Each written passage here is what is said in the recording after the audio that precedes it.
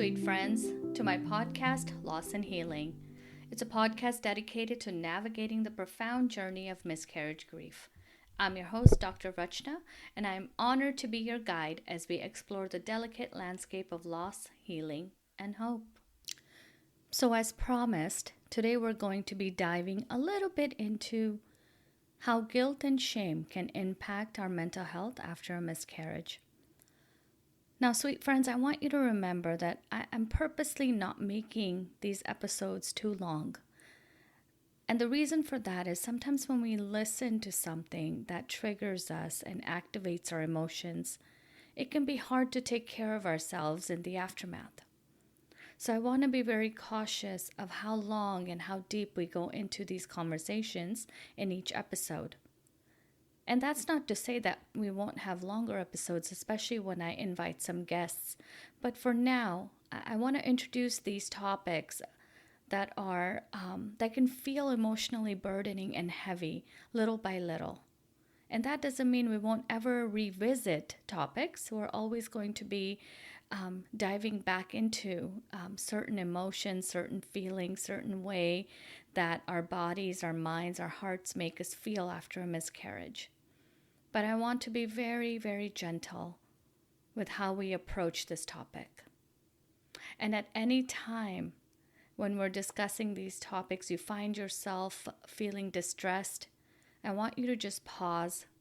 I want you to reach out to someone you trust or contact a mental health professional so that you can get the support you need. Many of us who have experienced a miscarriage, I want to say you're not alone. I think miscarriages can make us feel like we're on a lonely planet because so many times we hide the pain that we're truly feeling. There are so many confusing emotions afterwards, including a sense of responsibility, inadequacy, unworthiness.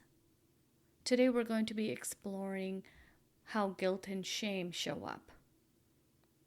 Always remember, friends, that whatever you're feeling in this moment is valid and that you can find the healing that you deserve. My aim for this episode is to honor our complicated feelings that arise after a miscarriage with kindness and some practical tools that you can use even right after the episode. You know, grief arrives with so many mixed emotions, and we're going to dive into those emotions later on in another episode when we talk about grief. Right? It can be sadness alongside of anger. We can feel the sense of relief, but also alongside longing. And yes, guilt or the sense that you should have done more can also accompany our emotions after we have a miscarriage. So if you're feeling that you have a heavy heart today, I want you to know, sweet friends, that you are in a safe, non-judgmental space. You deserve gentleness, kindness, love, compassion. You deserve support. Okay. So let's first clarify what we mean by guilt and shame. I think sometimes those two words can be confusing, but they are related and distinct. So I want to bring up an author and researcher, Brené Brown, who defines shame as a flaw that we see within ourselves, right? That I'm unworthy or that I'm bad, that I did something wrong. So for example, after my first miscarriage, I felt that perhaps, I didn't deserve to be a mother, or that I must have done something wrong, right? That I was unworthy, or that I'm bad, or that maybe in the past life, for talking about faith and spirituality, that I did something to deserve this, right? And guilt, on the other hand, is the feeling that you've done something wrong, or that somehow, some way, I could have prevented my miscarriages. It's natural to blame ourselves, even when there's no evidence to support that we did something wrong. So perhaps you say to yourself, if only I would have exercised less or more, or eaten better, or not have had those extra glasses of wine. I could have maybe held on to my pregnancy longer. I could have gone to full term. Shame, on the other hand, is this feeling that there's something fundamentally flawed about who I am, that I'm unworthy or defective because of what happened, right? I remember saying to myself, well, this is who I am now. I'm unwanted, broken, less of a woman because I couldn't keep my pregnancies. That it's me. After a miscarriage, as we know, we can experience both of these feelings. Guilt can look like and sound like, did I do something wrong? Shame is, I'm somehow broken. I'm not a woman anymore. I don't deserve this. And I really want to normalize how common this is. And I know I said miscarriages can make us feel like we're on a lonely planet. We're the only ones in the boat. But honestly, I want to say that we are not alone. That's why this is such an important topic to continue talking about, to raise awareness around it. According to WHO and Mayo Clinic, 10 to 20% of women experience one or more miscarriages. Honestly, I feel that rate is so much higher because so many miscarriages happen silently. Sometimes they're not even reported. There's so much stigma around it. And the feelings that come when something is tabooed and not talked about in our society are shame, guilt, self-blame. And that's why this is such an important topic to talk about. Right? I would rather hear, wow, miscarriages are common. Let's talk about this. What kind of support do you need right now? I'm so sorry you had to go through that. A miscarriage is such an ambiguous loss, right? We don't get to hold our babies in our arms and say goodbye. We don't have anything physical that we can say, hey, I get to hold you. I get to say goodbye. We're left with the consequences of an incredible dream that has been crushed by tragedy. Normal reaction for many is to, blame ourselves. I did. Honestly, I did. When the first one happened, the second one happened, the third one happened, I blamed me. I must have been doing something wrong. So rather than letting the emotions tell you that you are heartbroken and grieving, we instead tell ourselves that, hey, I'm to blame, leading to an immense amount of guilt and shame. So I know logically, for so many of us, we know that miscarriages happen to many women, right? So why then do we hold on to so much guilt and shame for years, not just months or days? I have worked with women in my practice who have held on to this pain for years, 10 years, 15 years. I have worked with women who have come into my office who just had a miscarriage 3 days ago. In our society and so many different cultures, there are expectations that come with being a woman. And the expectation is that I'm going to get pregnant. You are going to get pregnant. Are you going to have a child? Right? So many cultures hold that traditional role for women that, that's what you're there for. That's part of your job. That's part of who you are. And in my South Asian culture, I'm not that woman who could bear children. So automatically it was assumed that something must be wrong with me. And I get it.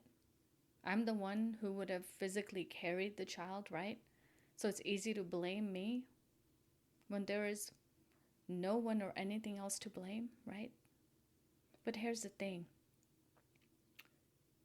Many times a miscarriage happens without a reason, but there could also be some actual medical reasons, such as chromosomal abnormalities, sorry, that can lead to a miscarriage. There's a huge responsibility that we put on women to bear children and carry on the family lineage, right? In my culture, especially, the more children you have, the more fruitful you are. When a miscarriage happens, though, whether once or twice or more, that shame can have different faces, right? Maybe someone says something to you. Maybe your mother-in-law makes a snide remark that you need to do things differently to get pregnant. Why aren't you getting pregnant? When will we have a grandson or granddaughter? Or maybe it's your spouse or partner telling you that you shouldn't have had that extra glass of wine. Or it's a group of friends who no longer invite you to things because they have children and you don't. My goodness, that isolation, that blame, that shame, that guilt is so, so heavy.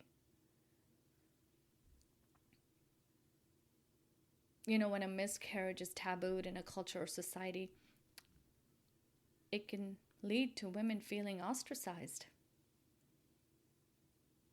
It has so much impact on our psyche. When we feel isolated and lonely and not heard and not validated, we end up not wanting to see other people, right? We don't want to be social anymore. We start questioning our identity. I was questioning whether or not I even deserved to be a woman. That I didn't deserve to be a mother. That God was somehow punishing me. I wanted to hide. I didn't want to share things. It was embarrassing. Oh, you had one miscarriage, then a second and a third. Imagine all that guilt and shame that you're holding on to in your heart and mind with no support, no one to tell you that it's not your fault, and that this was a trauma that your body went through, that it was a dream that you lost, that your heart is just broken.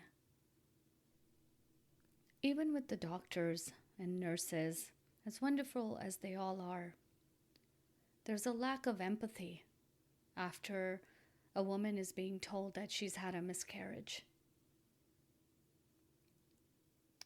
There's a lack of support, lack of compassion.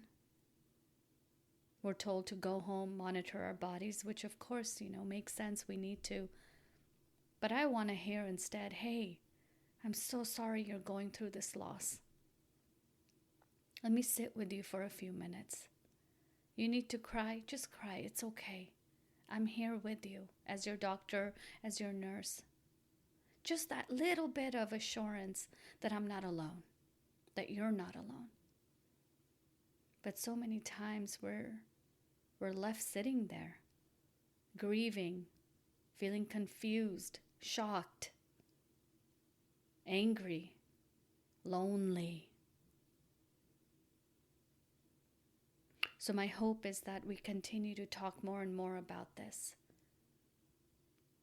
right? Being able to tell our doctors, tell the nurses, tell any other medical professional that, hey, we need to show support. I needed support. And I hope that those professionals are willing to listen. And we'll talk more about that in another episode. At this point, I do want to get into how you can take care of yourself, right? When those feelings of guilt and shame show up over and over again. First thing I want you to remember is that these feelings are normal. I want you to name it when it happens. I'm feeling guilty about having had a miscarriage. It's okay to say it out loud. I want you to remind yourself that this is a response to an incredibly painful event that you went through. It's not a statement of who you are. Your value is not defined by a moment of loss. Remember that. I want you to speak to yourself with compassion and love and care and tenderness. The same empathy that you give to others, I need you to give that back to yourself. I want you to tell yourself, you know what? I did the best I could in an impossible moment. I deserve rest. I deserve gentleness. I deserve compassion. In the next couple of weeks, I also want you to prioritize a little bit of that self-care that gets lost in the day-to-day. I want you to prioritize your sleep when you can. Eat healthy. Hydrate your body. I want you to move your body in a way that feels doable. So maybe it's a gentle walk, a soft run or a jog. Maybe you put on a little bit of good music and just move to it. Just make sure that you are taking care of you. I also want you to know that you're not alone in this.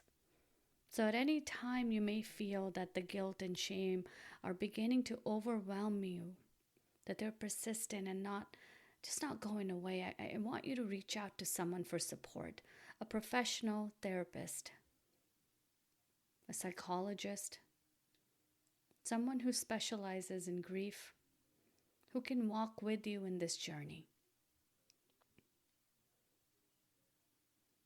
This is the time where you get to focus back inward to you and asking yourself, what do I need today to feel a little bit more at peace, a little bit more at rest?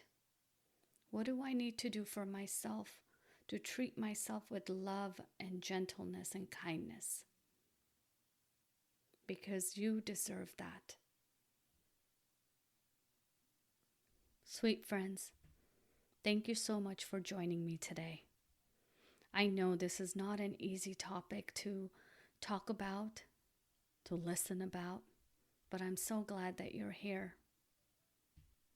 If you feel this episode could benefit someone else, please share it with them. I'll also be putting up some resources in the notes section of this podcast. I want you to take care of yourself, and I want you to know that you're not alone. And always remember that every heartbeat matters, even the ones that we cannot hear. I'm your host, Dr. Rachna, and I will see you next time when we dive into the topic of grief and how it shows up after miscarriage. Take care of yourself.